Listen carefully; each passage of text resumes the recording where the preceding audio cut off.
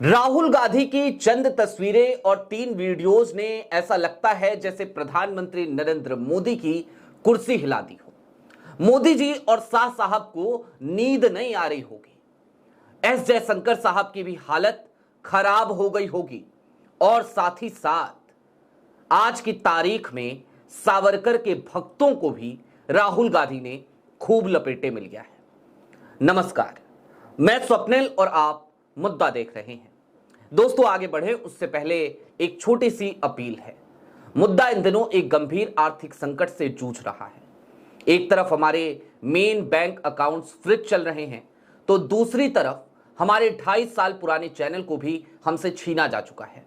लिहाजा आपसे गुजारिश है, यदि आप सक्षम हो, यदि आप चाहें तो छोटी छोटी मदद स्क्रीन पर दिख रहे QR कोड या फिर कि UPI नंबर के जरिए मुद्दा की जरूर कीजिएगा। अब आगे बढ़ते हैं, उन बयानों की तरफ चले उससे पहले आपके स्क्रीन पर जरा कुछ तस्वीरें चल रही हैं। इन तस्वीरों को देखिए।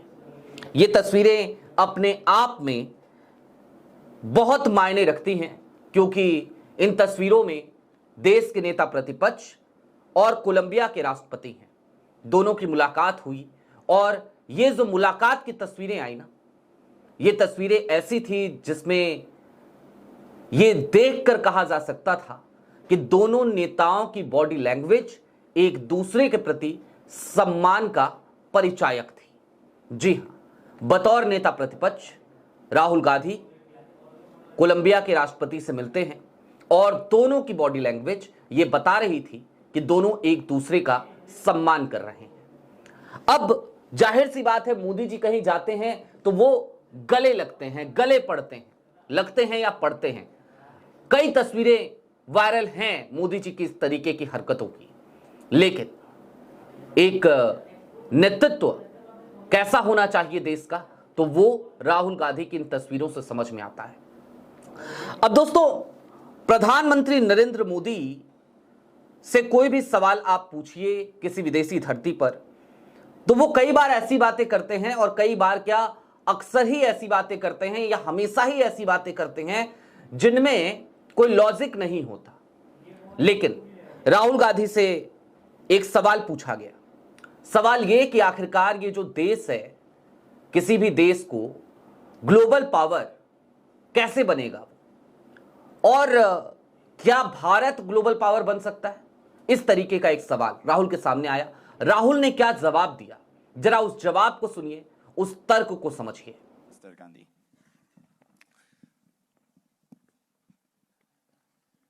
countries that understand their regional balance well, and countries that connect regionally well and become useful nodes in the region will do well, right? So for that, you have to have an understanding of what is around you. You have to have a flexible perspective. There are countries that you can already see they are beginning to transform themselves. I mean, it's visible, right? Certain small countries might do well as well, right? Singapore is a very flexible country. It manages quite well. You can see that, for example, of course, India has a huge opportunity in its region. China will do well. Country like Turkey, you can see is expanding its power. So there are certainly countries. Brazil is another example that is doing well. South Africa is doing well. So there are these countries that understand how to connect globally and regionally, and I think that's powerful.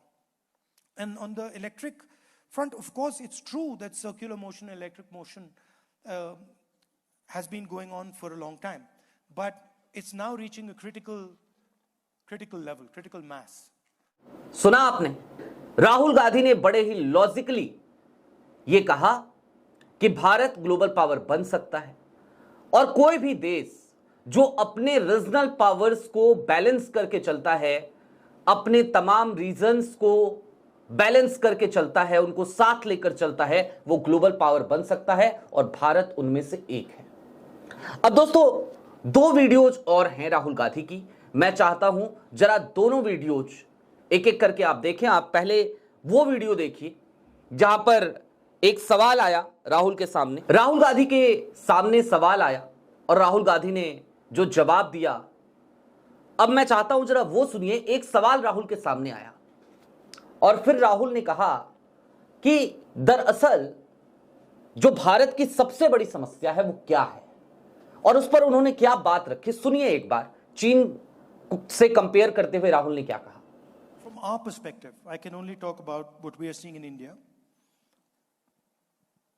Large country like India is struggling, even though we have good economic growth, we are struggling to create jobs for our people. And the reason we are struggling to create jobs for our people is because we are not actually producing, we are not manufacturing. We are a service-based economy, and you require, large countries require a manufacturing base, require the act of production to employ its people. So for us, having a world where China produces everything means that we struggle to employ our people. So for us, fundamentally important thing is to start production and start to compete with China on producing material goods. That is central. A country like India simply cannot manage if it doesn't do that. Most of the people, for example, who are creating the polarization in the United States with Mr. Trump are people who have lost their manufacturing jobs, right? It's the collapse of US manufacturing that has left a huge number of people in the United States and in India and in Europe without jobs. And that's a volatile cocktail, right? So I think what's really important is China has demonstrated to the world how you do production in a non-democratic environment. We cannot do that. We are a democratic environment. We have to have a democratic structure. So for us, what's interesting is, can we develop a model of production, a model of manufacturing that is competitive with China, but in a democratic environment? And that's where a lot of the conversation between countries like the United States and India. जी हां, सुना आपने। ये देश के नेता प्रतिपक्ष राहुल गांधी की तस्वीरें थी, राहुल गांधी की वीडियोस थी, और इन तस्वीरों में या इन वीडियोस में कहीं लफ्फाजी नहीं थी, इन तस्वीरों में कहीं कोई गप नहीं था, ब्ला ब्ला ब्ला नहीं था।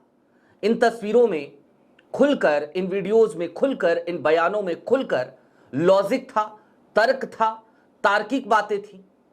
आज की तारीख में जब देश में हमारे प्रधानमंत्री जी विदेशी धरती पर जाते हैं तो वो लगातार कुतर्क करते नजर आते हैं, और देश में भी कुतर्क आज की तारीख में हावी हो चला है।